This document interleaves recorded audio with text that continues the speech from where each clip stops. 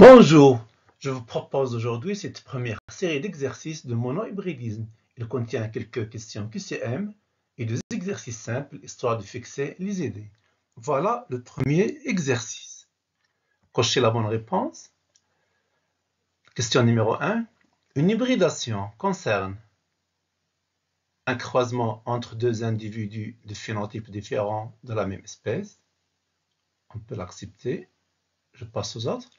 Un autocroisement de deux individus de même phénotype, non? Une hybridation, ce n'est pas un autocroisement de deux individus de la même lignée. Ils doivent être différents de phénotype. Un croisement de deux individus de phénotypes différents de deux espèces différentes, non. On ne peut pas croiser des individus de deux espèces différentes. Donc c'est un croisement entre deux individus de phénotypes différents de la même espèce. Une lignée, race ou souche pure, est une lignée qui peut reproduire des phénotypes différents par autocroisement. Donc, s'il est pur, il ne peut pas produire des phénotypes différents, non? Ne peut produire par autocroisement que les mêmes phénotypes, oui. Ne produit par autocroisement que le phénotype dominant, non. Il peut être dominant, il peut être récessif selon la lignée. Donc, il ne peut produire que le même phénotype. C'est la définition de la lignée pure. 3. Lorsqu'on fait un croisement entre des souris blanches et des souris grises et on obtient des souris grises, on dit la F1 est homogène à 100%, l'application de la première loi de Mendel, donc les lignées parentales sont pures. Ou bien F1 homogène 100%, les lignées parentales sont pures, donc application de la première loi de Mendel. Ou bien F1 hétérogène, application de la deuxième loi de Mendel, une lignée parentale est hybride. Alors, déjà, on peut éliminer cette troisième proposition, parce que, puisqu'on a obtenu des souris toutes grises, donc c'est une F1 homogène et non pas hétérogène, donc celle-ci est fausse. Il nous reste les deux. Donc ici, on doit appliquer un peu de logique. Si F1 est homogène à 100%, qu'est-ce qu'on dit? On ne veut pas dire tout de suite que les lignées parentales sont pures, donc il faut donner la preuve tout d'abord. Donc on va dire tout d'abord, donc application de la première loi de Mendel, donc les lignées parentales sont pures. Donc on doit mettre les idées en ordre, donc c'est la première. 4.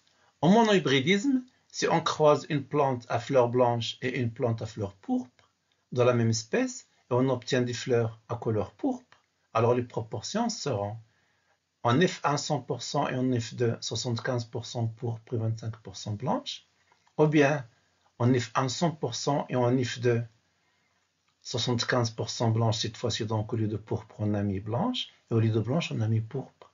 Ou bien en F1 100% et F2 50% pourpre et 50% blanche. Alors, si on croise une plante à fleurs blanches et une plante à fleurs pourpres, et on obtient des fleurs à couleur pourpre, ça veut dire qu'il y a une dominance. Donc la F1 est homogène 100% et on a une dominance. Alors toutes ces F1 100%, F1 100%, F1 100%, elles sont correctes. Mais quel est le phénotype dominant? C'est le phénotype de la couleur pourpre. Alors en monohybridisme, les proportions de Mendel, en F2, on obtient 75% et 25%. Et non pas 50 et 50. Donc on élimine la troisième proposition. On garde 75-25, 75-25.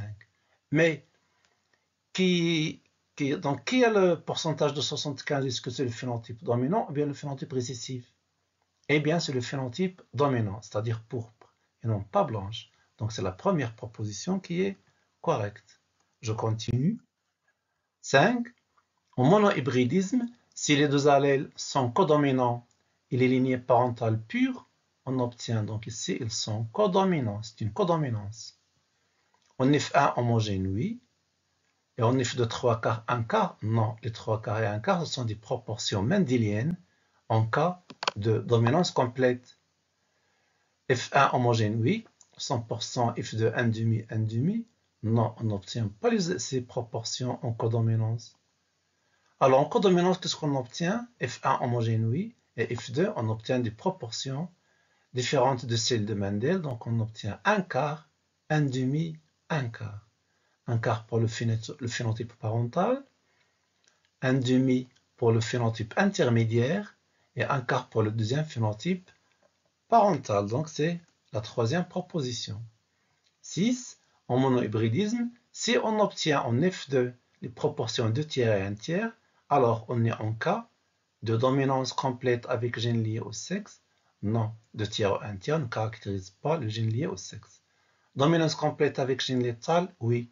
Chaque fois qu'on obtient, après un croisement en monohybridisme, les 2 tiers et les 1 tiers, ça indique qu'il y a un gène létal et non pas une codominance. 7.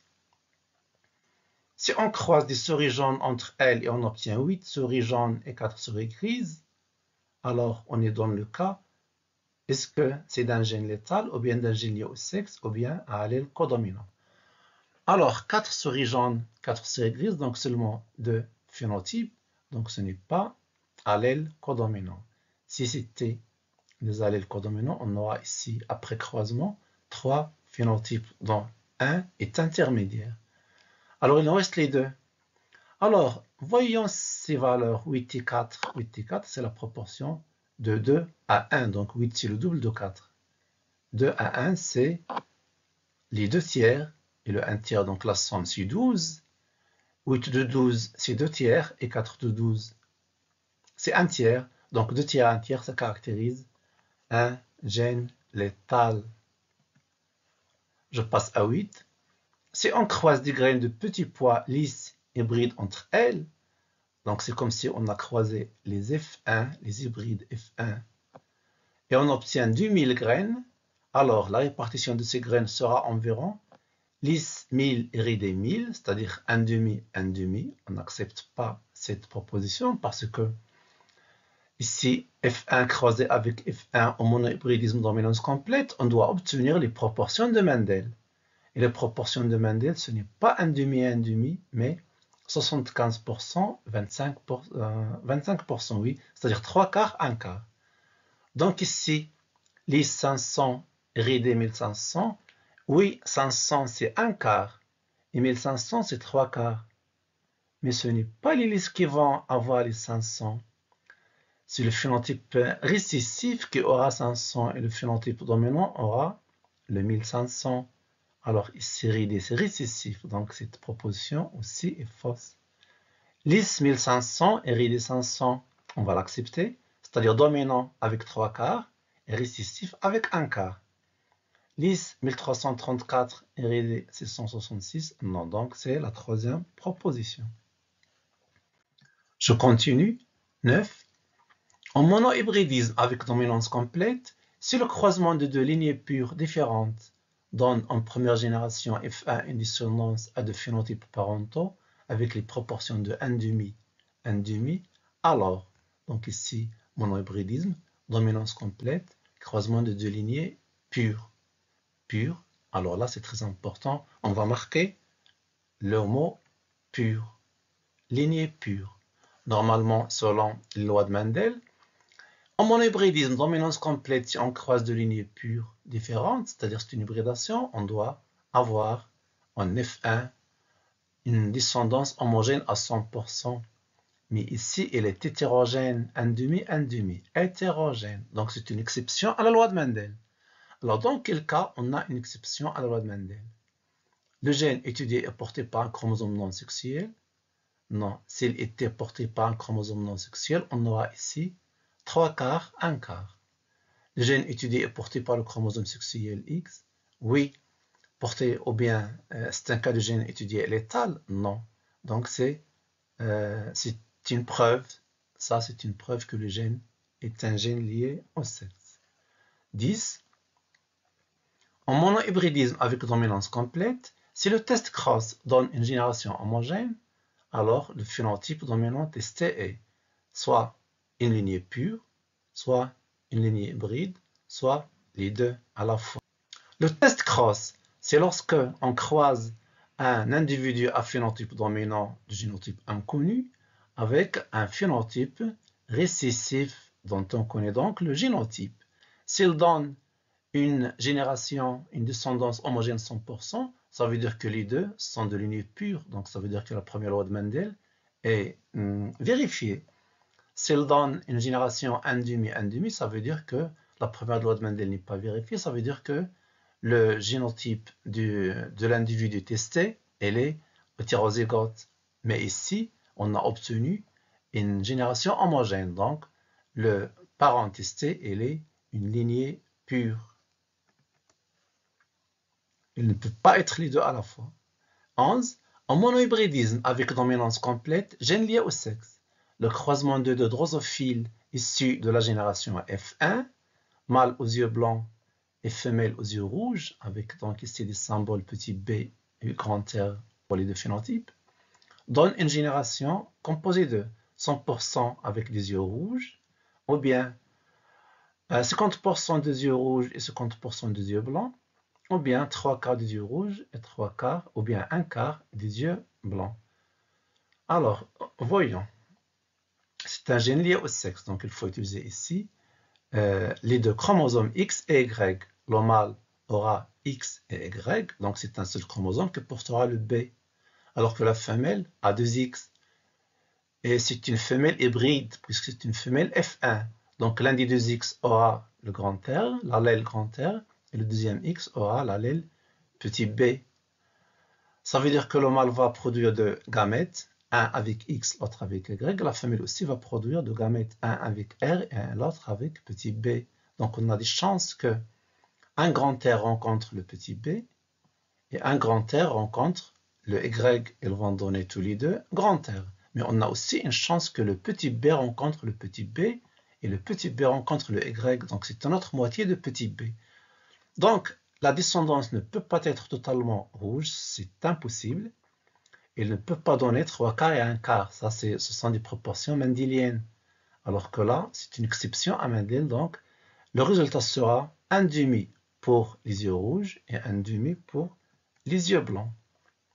Je continue maintenant, j'arrive à l'exercice numéro 2. Voilà l'exercice que je vous propose. Pour étudier le mode de transmission de certains caractères chez le chien, on procède au croisement suivant. Premier croisement, entre deux lignées pures, l'une à queue longue et l'autre sans queue. On obtient une première génération F1. Donc ici, le phénotype de la génération F1, il n'est pas donné. Deuxième croisement, entre les individus de F1, c'est-à-dire les hybrides, on obtient une génération F2 composée de 6 chiens à queue longue, 12 chiens à queue courte, 6 chiens sans queue. Donc ici, vous voyez qu'il y a apparition d'un nouveau phénotype qui n'est pas parmi les parentaux du premier croisement. C'est la queue courte. La queue courte. Alors, quelles sont les conclusions qu'on peut déduire de ces croisements?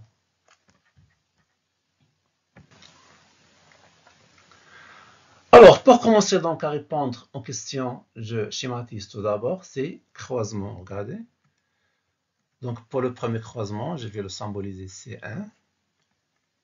On a les deux parents croisés, c'est queue longue croisée avec sans queue.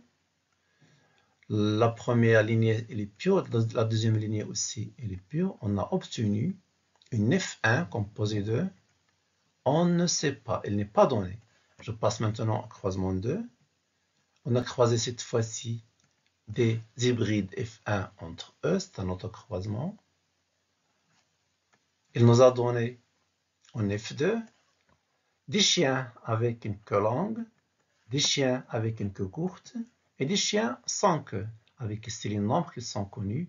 Si vous voyez ces nombres, on peut donc les convertir déjà en proportion ou bien en pourcentage. Ici, 6 chiens, 6, 12, 6, c'est 24. Alors 6 sur 24, c'est le 1 quart. Deuxième phénotype court, c'est 1,5. Et les sans queue, c'est aussi 1 quart. Alors, on va essayer de déterminer les quelques conclusions à partir de ces deux croisements, surtout le premier croisement et aussi à partir du deuxième croisement. Alors ici, combien est-ce qu'on a étudié de caractères? Même si on a ici 3 phénotypes, il n'y a qu'un seul caractère. C'est la forme ou bien la longueur de la queue. C'est donc un monohybridisme. Ce caractère est contrôlé par un gène à 2 allèles. Lorsqu'on a dans la descendance F2 trois phénotypes, deux phénotypes parentaux avec la proportion 1 quart et un phénotype intermédiaire avec la proportion 1 demi, alors on sait déjà qu'on est en cas de codominance. Donc les deux allèles ici sont codominants.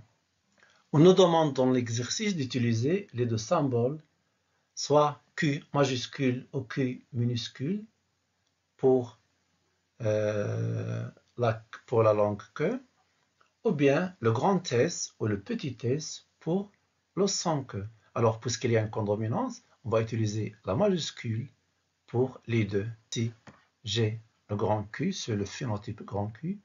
Ici, le phénotype grand S. Toujours ici, c'est grand Q. Ici, c'est grand S. Alors là, la queue courte, c'est les deux à la fois, c'est-à-dire QS.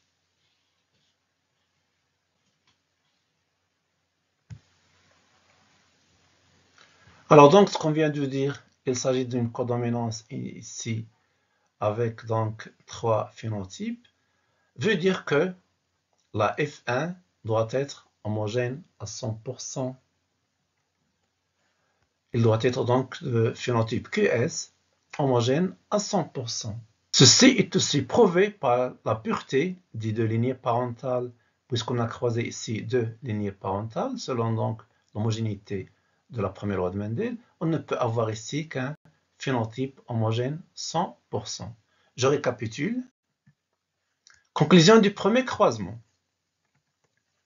C'est un monohybridisme, car on étudie un seul caractère, c'est la longueur de la queue, un seul couple d'allèles. C'est une codominance des deux allèles, car on a un phénotype intermédiaire en F2, et on a obtenu les proportions caractéristiques de la codominance, c'est-à-dire un quart, un demi, un quart. L'allèle queue longue, on va le symboliser par Q majuscule.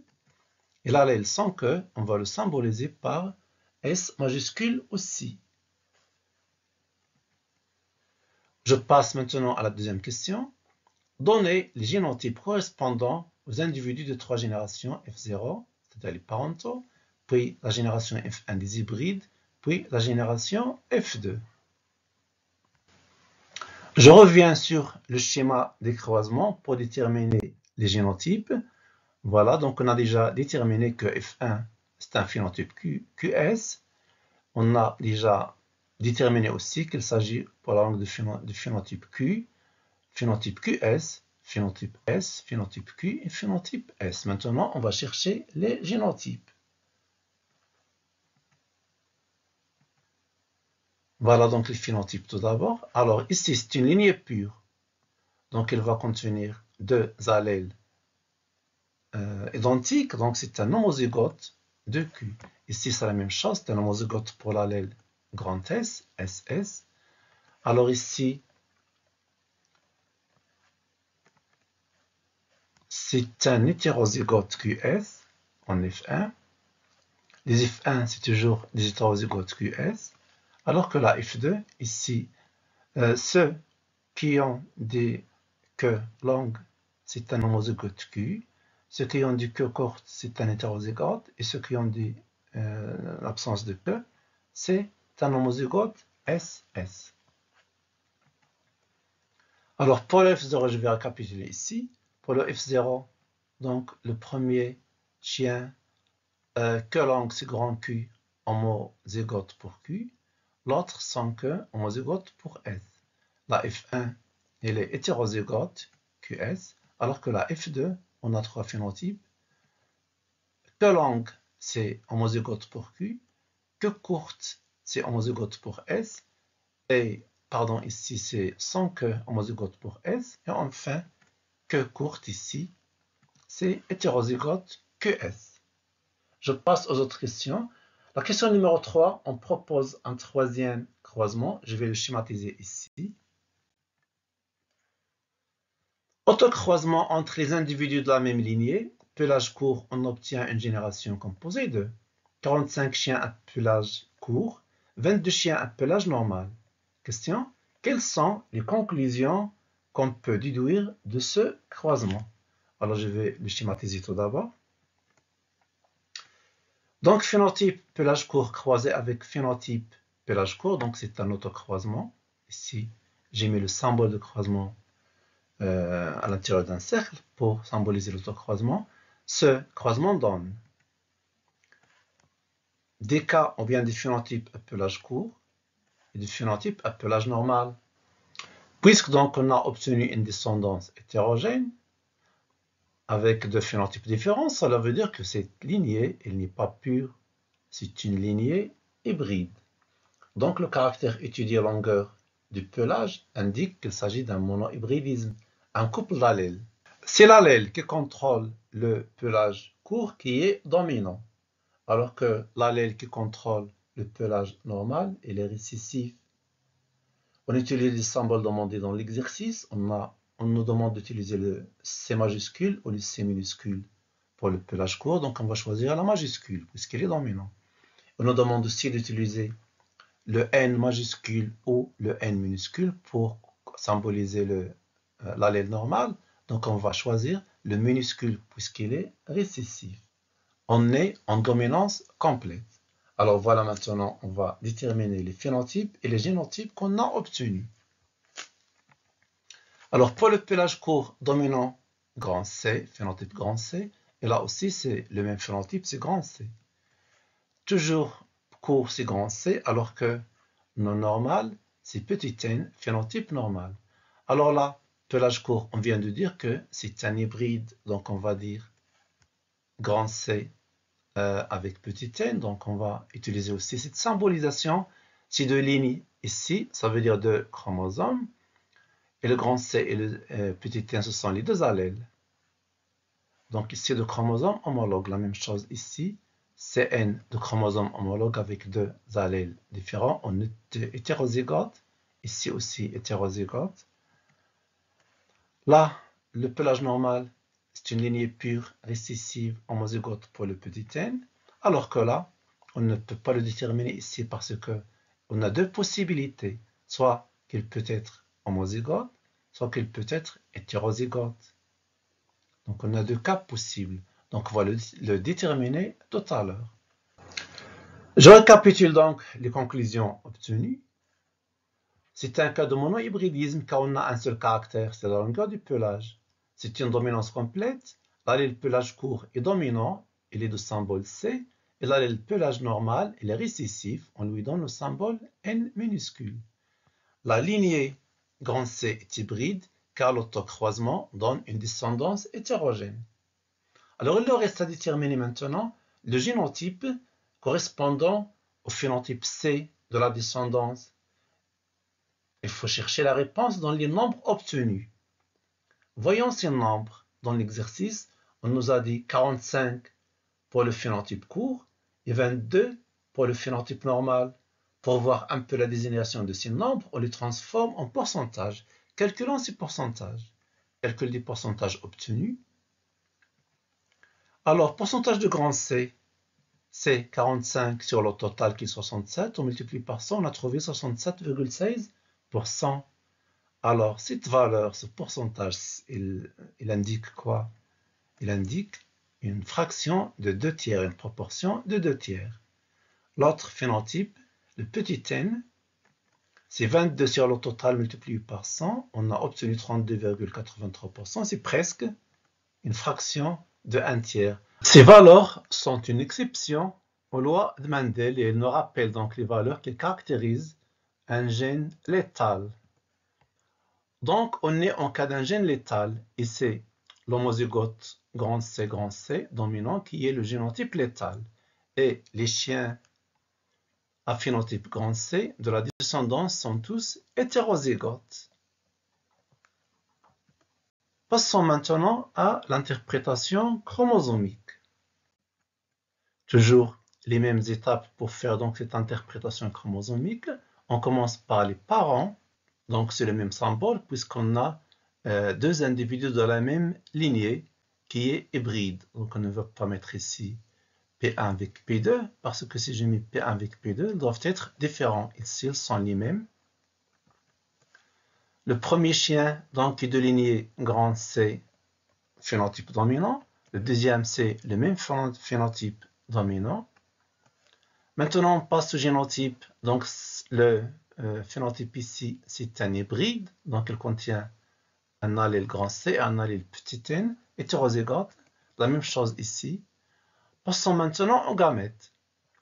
Alors, ces deux allèles vont subir une ségrégation dans les gamètes, deuxième loi de Mendel. Le grand C va passer dans un gamète. Le voilà. Et le petit n va passer dans un deuxième gamète. Le voilà. Cet individu donc va produire deux gamètes différents, deux types de gamètes avec les fractions de 1,5, 1,5, les proportions de 1,5, 1,5. Ces deux gamètes, ces deux fractions, ces deux proportions, c'est les mêmes pour le deuxième individu. Même gamètes, les voilà, C et N, et même proportion, 1,5, 1,5. J'arrive à la fécondation. J'ai deux gamètes d'un côté et deux gamètes de l'autre côté, donc il me faut un échiquier de croisement. Le voilà. Dans ces deux cases vides, je vais mettre les deux premiers gamètes ici, le grand C et le petit n, avec leur fréquence, 1,5. Les mêmes gamètes ici, avec leur fréquence aussi, 1,5, 1,5. Donc ici, dans la première case, la première fécondation, le grand C va rencontrer le grand C. Ça va donner un homozygote grand C, avec un phénotype grand C. Ici, donc l'allèle grand C va rencontrer l'allèle petit n, et ça va donner donc un phénotype grand C aussi. Là, le grand C ici va rencontrer le petit n avec un phénotype grand C. Et enfin, le petit n va rencontrer le petit n avec un phénotype petit n. Mais on vient de dire qu'il y a un génotype létal. Génotype létal, c'est le grand C homozygote. On va le barrer comme ça. Voilà, on a éliminé donc une case. Il nous reste trois cases. Ces trois cases, chacune va représenter le 1 tiers. Le 1 tiers, le 1 tiers et le 1 tiers. Donc, qu'est-ce qu'on aura comme descendance théorique? J'ai deux phénotypes seulement, le grand C et le petit n. Le grand C et le petit n. Je vais appeler cette descendance-là F2. Le grand C, il est représenté par deux cases sur 3, c'est 2 tiers. Et le petit n, il est représenté par une seule case sur 3, c'est 1 tiers. Et ce sont les mêmes résultats qu'on a dans l'exercice, donc les résultats théoriques sont conformes aux résultats pratiques. Voilà, j'ai fini donc ce premier exercice. Je passe à notre exercice maintenant, exercice numéro 3. La couleur du poids est variable selon les différentes lignées. On a des lignées à couleur grise ou blanche. On croise entre elles des plantes de génotype inconnu. Le tableau suivant représente les résultats de ces croisements. Alors on a ici 5 croisements exactement, 5 croisements. Voici leurs résultats en F1. Première question, préciser le déterminisme de la couleur du poids est justifié. Donc il s'agit de dire le mode de transmission de la couleur du poids. Deuxième question, quels sont les génotypes des parents dans tous les croisements de 1 à 5? Et on nous demande d'utiliser la lettre G, soit la majuscule ou la minuscule pour la couleur grise, ou bien le grand B ou le petit b pour la couleur blanche. Alors commençons pour la première question. Pour répondre donc à cette question, on doit observer les croisements proposés. Il s'agit de dire le mode de transmission de la couleur du poids. Tout d'abord, dans tous ces croisements, on voit qu'il n'y a que deux couleurs, c'est-à-dire deux phénotypes différents qui se répètent. C'est le gris et le blanc. Alors, voyons le premier croisement. Le gris avec le blanc, il nous donne 182 gris et 178 phénotype blanc. C'est l'équivalent d'un test cross, puisqu'ici ces deux valeurs sont très proches. On peut les considérer comme 50%, 50%, 1,5, 1,5. Donc c'est un résultat du test cross. Cela veut dire que l'une des deux lignées est hybride et l'autre lignée est pure. L'une est hybride, l'autre pure. Donc laquelle est hybride et laquelle est pure. Pour répondre, donc on passe au deuxième croisement. Je vois que c'est la lignée à phénotype gris qui est hybride parce que Lorsqu'on a croisé des graines grises entre elles, c'est un autocroisement, on a obtenu des graines grises et des graines blanches. Ça veut dire quoi? Ça veut dire que ces lignées, ou bien ces graines grises, sont hybrides. On voit aussi les valeurs obtenues. Donc pour le gris, 118 graines et pour le blanc, 39 graines. Si on les convertit en pourcentage, on aura ici presque 75%, ici presque 25%. C'est le fameux 3 quarts. Un quart, ce sont des proportions de Mendel. Ça veut dire que ces deux gris, ces deux phénotypes gris sont donc deux hybrides. Je passe maintenant au croisement numéro 3. La lignée à phénotype blanc, donc c'est le blanc croisé avec le blanc, cette lignée est une lignée pure. Regardez, il n'a pas produit de phénotype gris, il n'a produit que le phénotype blanc. Donc c'est une lignée pure qui ne produit que le même phénotype. Donc pour conclure, tous ces croisements se rapportent à un seul caractère, donc c'est un monohybridisme. Ce caractère, c'est la couleur des graines. Il n'y a que deux allèles, l'allèle de la couleur grise et l'allèle de la couleur blanche. Donc on vient de voir que la couleur grise est contrôlée par un allèle dominant et la couleur blanche est contrôlée par un allèle récessif. Donc on va choisir pour la couleur grise et dominant le symbole, une majuscule, c'est le grand G. On va choisir pour l'allèle de la couleur blanche une minuscule, ce sera donc la lettre petit b. Je continue maintenant avec les autres croisements. J'arrive au croisement numéro 4. C'est une hybridation puisqu'on a croisé entre deux phénotypes différents. C'est une hybridation. Il nous donne une génération homogène 100%. Vous voyez, il a donné 75 graines grises et aucune graine blanche. Donc il est homogène 100%. Donc elle répond à la première loi de Mendel. Ça veut dire que ces deux lignées, la lignée grise ici et la lignée blanche utilisée, sont deux lignées pures selon la première loi de Mendel. Alors que pour le croisement numéro 5, c'est le croisement de deux phénotypes de la même lignée. Il n'a donné qu'un seul phénotype. C'est la même lignée toujours, c'est le même phénotype de la lignée. Donc ces deux lignées sont des lignées pures puisqu'ils n'ont donné aucune graine blanche. Deux lignées pures. Je récapitule donc tous ces résultats. Question 1, mode de transmission. On va dire, c'est un monohybridisme, caractère étudié, c'est la couleur des graines. Dominance complète, l'allèle de la couleur grise est dominant, on le symbolise par le grand G, et l'allèle de la couleur blanche est récessif, on le symbolise par le petit b. Passons maintenant au génotype des parents. On a 5 croisements, les voilà. Alors, je commence par le premier croisement. Phénotype gris croisé avec le phénotype blanc. Il nous donne ici 182 sur 78. Phénotype grand G et phénotype petit b, 1,5, 1,5. Donc on a ici le phénotype grand G, c'est une lignée hybride grand G, petit b hétérozygote, alors que la lignée petit b, elle est pure homozygote, petit b, petit b. Je passe au deuxième croisement, le gris avec le gris. Donc, rappelez-vous, donc il s'agit de 3 quarts pour le grand J et 1 quart pour le petit b. Ce sont des proportions mendéliennes. Ça veut dire qu'ici, on a croisé deux hybrides.